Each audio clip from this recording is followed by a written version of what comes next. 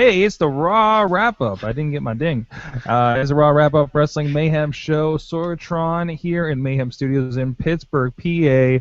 Ready to talk Monday Night Raw this Monday night with you guys on the Google Hangouts, hanging with me as we have been all night on the Twitters at least. First of all, Zach Rizza. What? No, Rizz.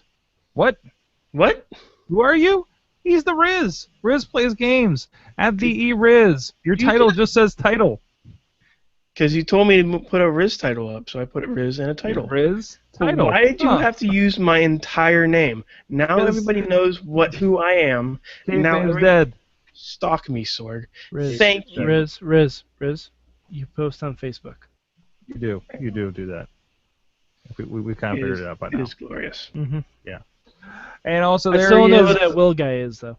from Poughkeepsie, New York. It is Mad Mike, the only one of us with a future endeavor letter from the WWE. Yes.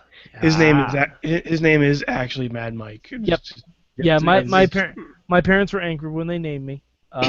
So that's that's the story of me. There you go. While we're getting origin stories out of the way, you can also check out WrestlingMayhemShow.com. Subscribe to this and the Mayhem Show proper, Indie Mayhem Show. Some great interviews.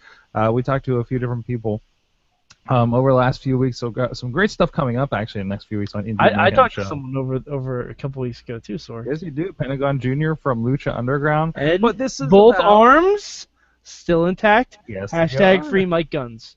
We'll let you out Midweek War, a lot of recaps for a lot of the wrestling shows you guys are interested in during the week. So let's get into Raw tonight. It's all about cake, baby. No? It's all about the cake. No title. No title. Okay. Yeah. Well, yeah, we had a well, of course, whenever food's involved, of course, it's going to be involved. There was a good point. Somebody pointed out to me on Twitter how as soon as Lana went into the cake, Roman got out there like, oh, shit just got real, and he just slowly backed off. Who's the face? That's an excellent question. I think the face is Cesaro. Yeah. Like honestly, You know what? That is a excellent point. The only face is Cesaro. Well, Cesaro wins, right? No. Oh, no, he doesn't actually. Cesaro never wins, Sorg. Cesaro pulling double duty, taking on Sheamus, and we got a main event question mark. No, that was a main event. That was a strange way to get there, I thought, but acceptable. You just had Rusev and Cesaro in the main event of Raw. And why is Seth Rollins not wrestling these days on Raw? It's to save up that knee. I mean, he wrestled Sammy like a week ago.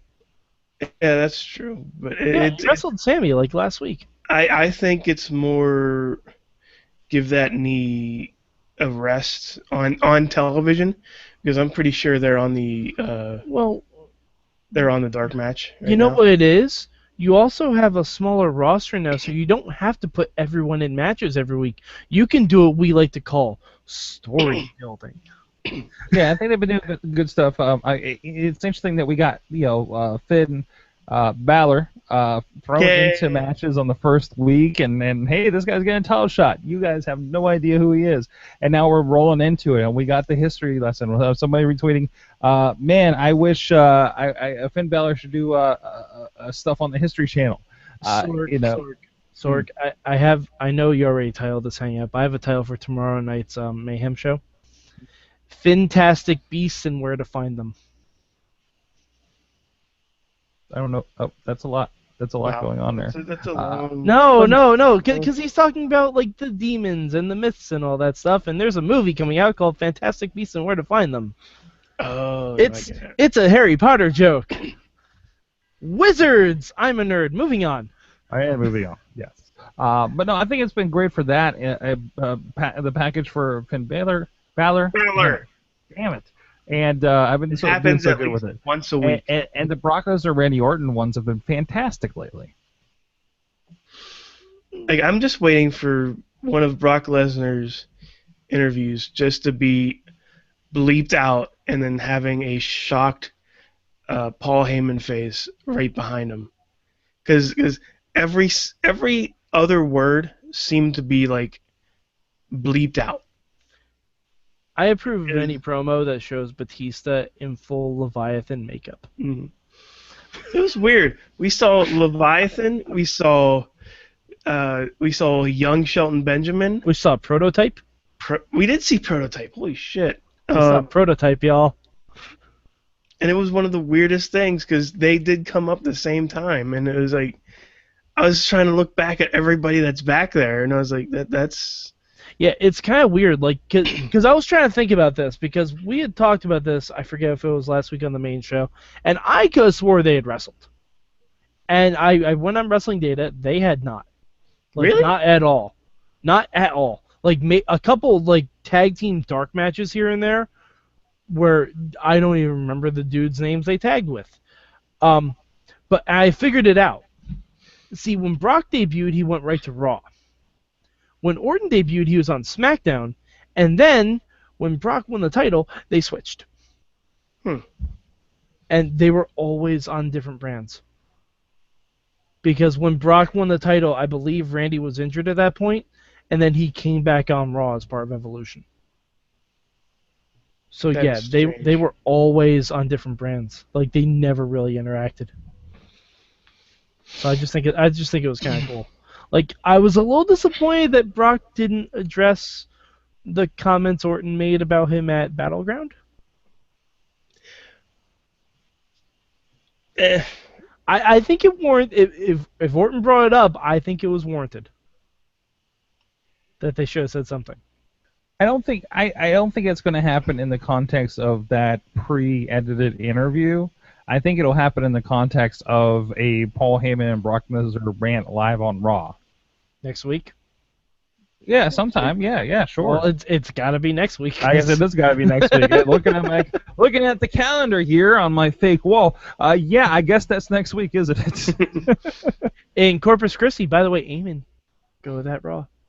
I don't know. Eamon's moving Dallas. So yeah, he can get there. He can walk there, Sorg. It's obviously the same distance as it is between my house and Sorgatron Studios. Obviously. It's the same distance between me and Brooklyn.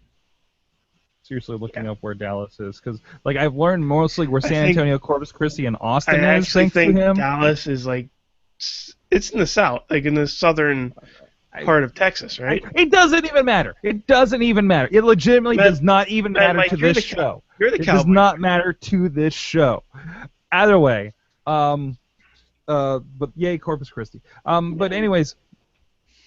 We didn't even talk about the beginning of Raw, which was tremendous. And the addressing of Enzo definitely trying to get in Sasha Banks' tights was very, very, very open, and I appreciate that.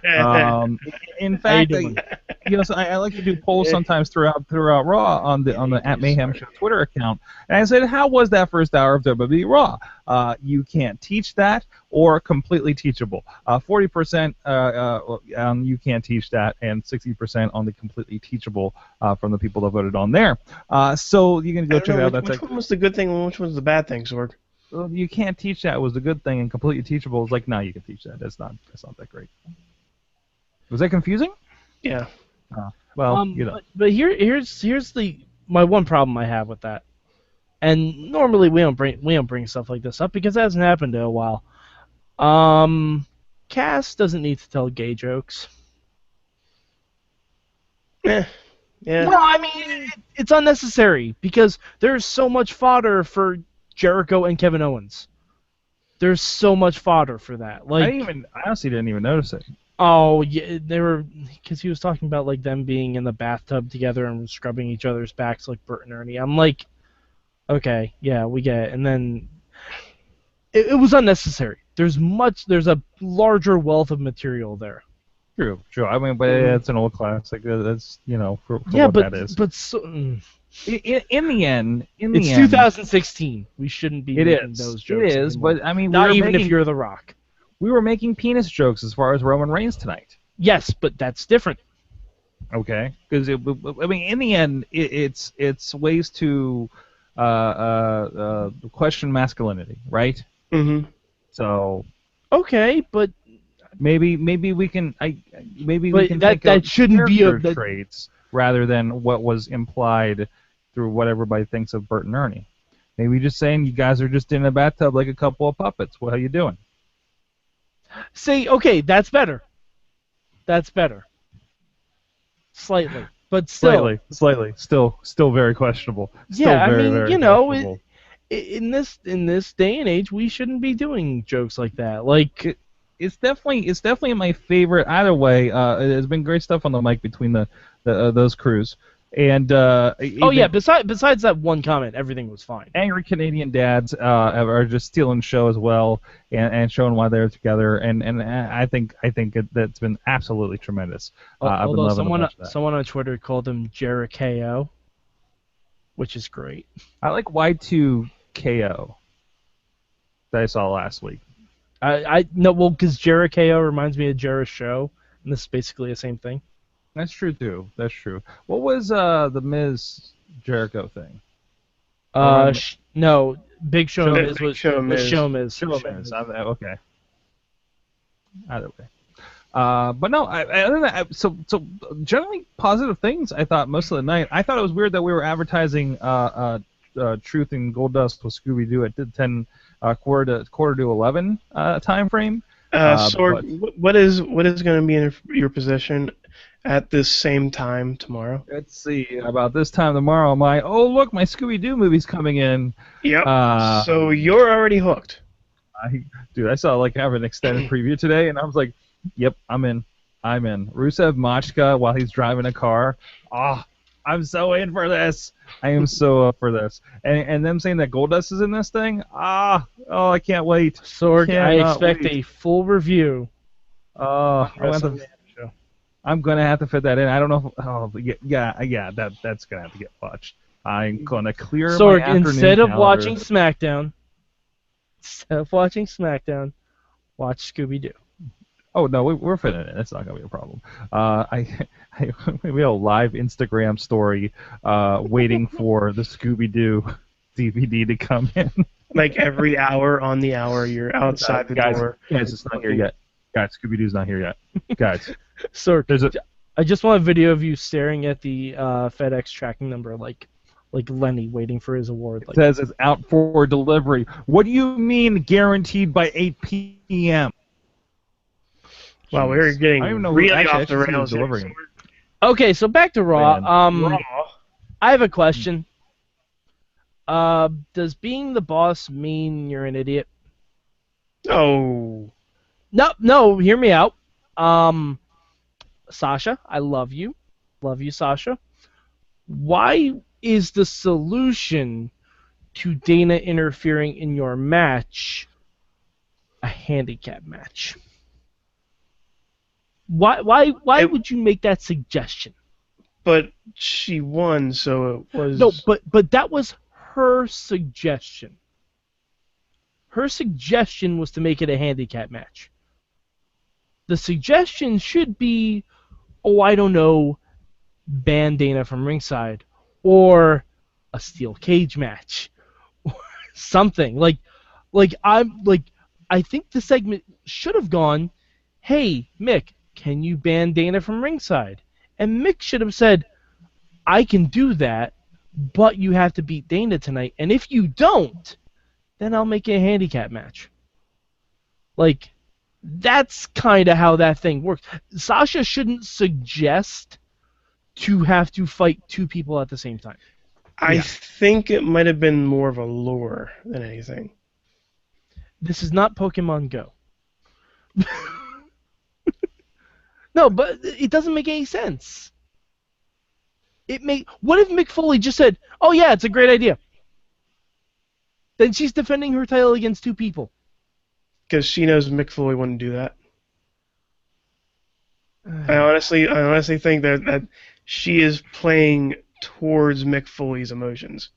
Because she knows Mick loves Sasha Banks and loves the fact that she's the champion.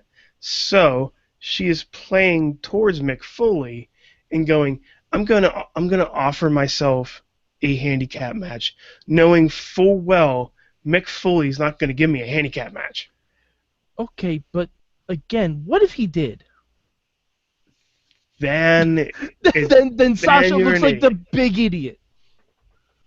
Like, I don't know. That just bothered me. Like because you guys know me, I like the logic shit. That was completely illogical. It was the worst suggestion she could have made. That's almost like saying, like, if she said triple threat, I would have been okay with that. She said triple threat, I would have been okay with that because then it's like, oh, we'll pit Charlotte and Dana against each other. That works. Works for Sasha Banks, but a handicap match? Really? Not even John Cena suggests handicap matches against himself. No, only Ryback.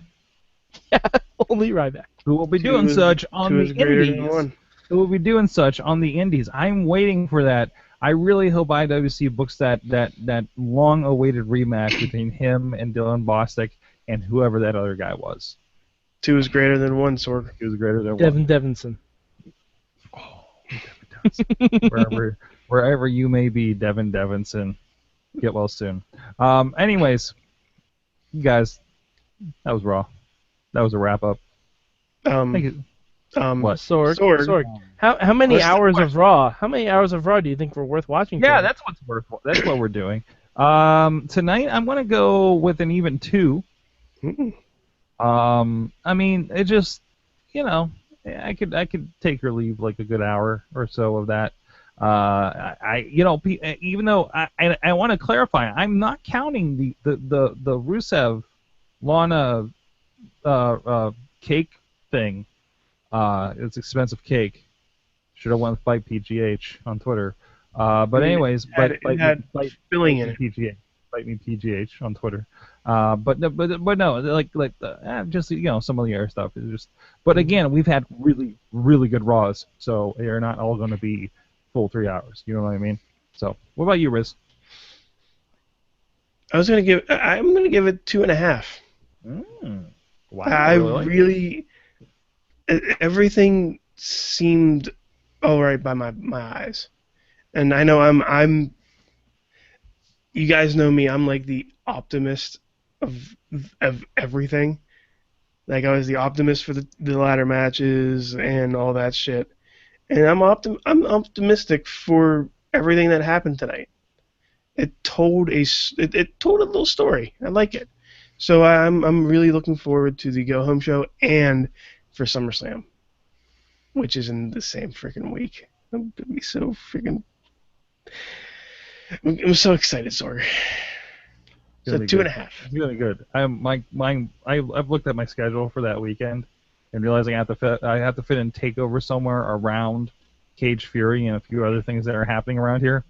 Oh shit! Man. Cage Fury. Oh man, it's gonna be crazy. There's so much good wrestling. SummerSlam weekend. Holy hell. Mad Mike.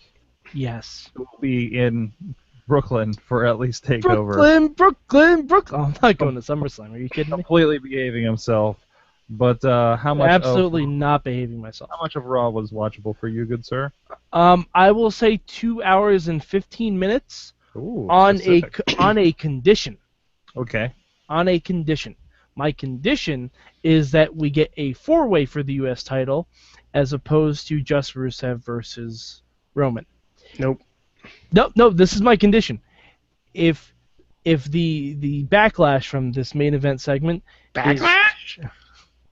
All right. If the repercussions from By the this way, segment. Yeah, we can't even sorry, do it. Sorry, Joey Styles. Yeah.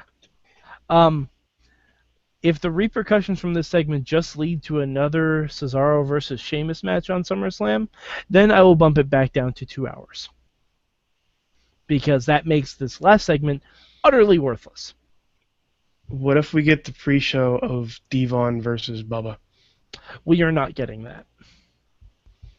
That will be a match on the first Raw only pay-per-view. That seems like, yeah. Backlash. Oh, no, that's SmackDown. Is that SmackDown? That is SmackDown, and that is on September 11th. America. Nothing bad has ever happened on that day. So America. So Backlash will be great. Ooh. Wait, are they seriously doing Backlash? Yeah. Backlash. Sorg, don't Yes, you Lord. watch SmackDown? Oh, what? Did they mention Backlash? Yeah. Yes. It's the first SmackDown pay-per-view. That's why Joey Styles got fired. He's not good enough to be employed for Backlash. Oh no! Oh no! He apparently mocked God, Sorg. He mocked God. God. Your arms are too short to box That's with CM. God. I know. Jeez. God. Guys, we're on Wrap Up Wrestling Mayhem Show. Let us know what you think at Mayhem Show on the Twitter or the fantastic Wrestling Mayhem Show group, where I have asked you what was the best use of food in professional wrestling on that thread, inspired by the cake incident tonight on Raw. Let me know your thoughts at Mad Mike 4883, of course, and also at the Rizz on Twitter. Yeah, there he goes. There he goes. At Sorgatron is me and myself. We'll see you guys at next time. Keep it #Raw.